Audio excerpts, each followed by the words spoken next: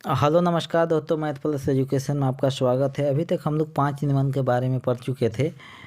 बहुत ही अच्छे तरीके से आप लोग समझ पा रहे होंगे। तो चलिए दोस्तों, आज देखते हैं हम लोग छठा निबंध को, नईमुद्दीन मिर्ज़ा को देखते हैं। चलिए छठा निबंध को, तो आइए शुरू करते हैं। इनके जीवन परिचय के बारे में देखते हैं, नईमुद्दीन मिर्ज़ा के बारे में।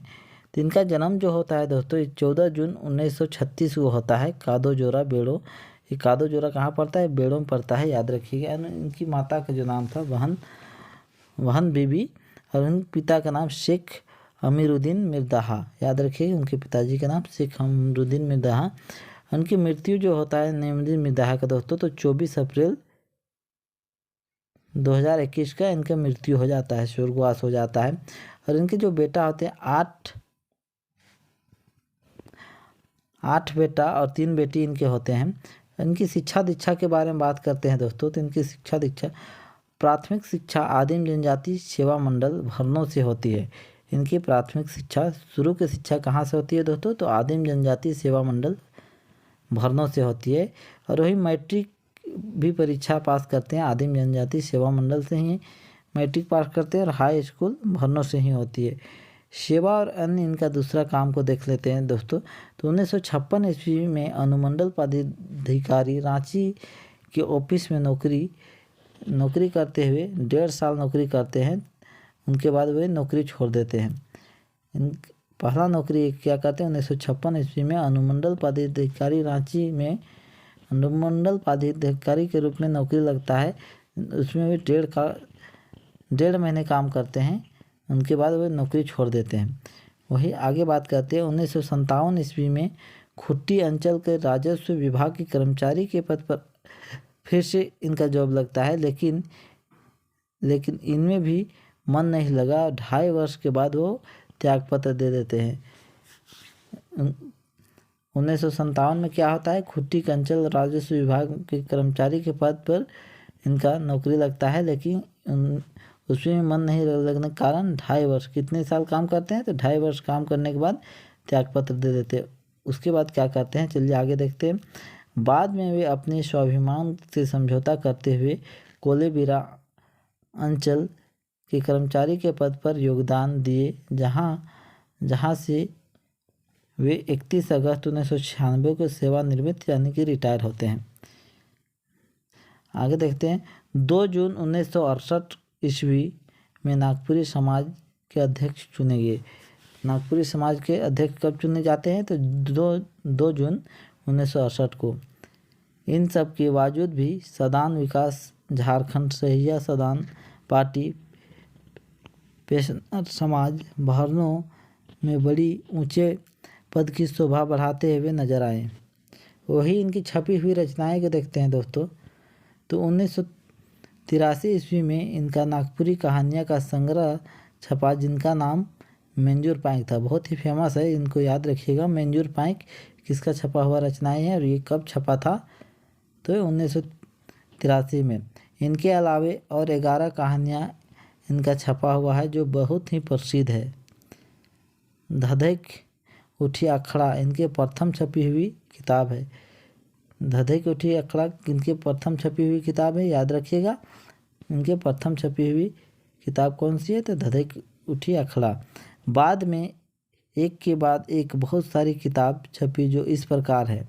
चलिए देख लेते हैं कौन कौन सी इम्पोर्टेंट किताब जो छपी हुई उनके बारे में। तो करम कर सुगत, याद रखिएगा। करम कर सुगत, जितिया कर गोतिया, पियासल मैना, सहिया कर भेंट, एक कांधी क्योरा फूल, एक क्षेत्रीय फूल। और इनके जो उपलब्धियां हैं दोस्तों, उनको भी देख लेते हैं। कवि रत्न सम्मान विक्रमशिला हिंदी विद्यापीठ भागलपुर की ओर से मिला, जो सबसे बड़ा सम्मान था। भागलपुर की ओर से क्या मिला था इनको? कवि रत्न सम्मान पुरस्कार विक्रमशिला हिंदी विद्यापीठ भागलपुर की ओर से मिला था। इनको 2013 ईस्वी में प्रफुल्ल सम्मान से सम्मानित किया गया था। 2013 ईस्वी से क्या किया गया था? इनको प्रफुल्ल सम्मान से सम्मानित किया गया था। वही 2014 का बात कर लेते हैं दोस्तों।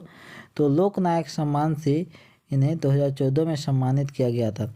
बिहार के तत्कालीन राज्यपाल, उस समय जो बिहार के राज्यपाल थे, वेंकट सवैया ने फिल्म बिहान और ओपनिंग सॉन्ग के लिए सम्मानित किया था। इसके अलावा गीत, कविता, लेखक, गायन और बजाने के चलते बहुत सारे पुरस्कार दिए गए। वीडियो लापुंग नागपुरी समाज बेड़ो, इंद्रधनुष कला केंद्र पालकोट, बिहार सरकार, झारखंड नागपुरी सेवा संबंधी, आकाशवाणी रांची की ओर से भी पुरस्कार से नवाजा गया था। इन्हें बहुत सारा पुरस्कार से सम्मानित किया गया था। वही बात कर लेते हैं कवि रत्न मिर्धाहा। कवि और गायक के अलावे एक सुंदर वादक भी थे। एक गायक के अलावे क्या थे? एक कवि, गायक, उसके अलावा क्या थे? एक वादक, यानी बजाने के काम भी बहुत ही अच्छा करते थे। इनकी काव्यगत विशेषताएं की बात कर लेते हैं दोस्तों। तो इनकी काव्यगत विशेषताएं जो थी, इनकी रचनाएं में गीत, कविताएं, भक्ति और श्रृंगार रस की प्रधानता कम देखने को मिलती थी। इनकी रचनाएं और गीत में क्या कम देखने को मिलती थी? भक्ति और श्रृंगार रस की प्रधानता कम देखने को मिलती थी, मगर क्या ज़्यादा देखने को मिलती थी? प्रकृति की सुंदरता, जनजीवन की समस्याओं को उजागर करने में इनको महारत हासिल था। भक्ति, श्रृंगार रस की प्रधानता तो कम देखने को मिलती थी, लेकिन सुंदरता, प्रकृति की सुंदरता और जनजीवन की समस्याएं का उजागर जो करते थे, वो बहुत ही अच्छे तरीक़ा से करते थे अपने कविताओं और गीतों के माध्यम से। बात कर लेते हैं दोस्तों, ये फगुआ, मर्दानी झूमर, डमकच, पावस, उदासी, खेमटा, लुजरी और जनानी झूमर के ऊपर ढेर सारी गीत और कविताएं लिखे हैं। ये सब के ऊपर ही क्या किए? बहुत सारी कविताएं और गीत लिखे हैं। बात कर लेते हैं दोस्तों आगे, इनकी काव्यगत विशेषताएं को देखते हुए इन्हें साहित्य जगत में रसखान के नाम से जाना जाता है। रसखान के नाम से कौन से कवि को जाना जाता है? तो याद रखिएगा, साहित्य जगत को देखते हुए इन्हें रसखान के नाम से जाना जाता है, क्योंकि इन्हें बहुत सारे गीत और कविताएं कृष्ण भक्ति से ओतप्रोत है, और कृष्ण भक्ति से ओतप्रोत भी बहुत सारे कविताएं देखने को मिलता है।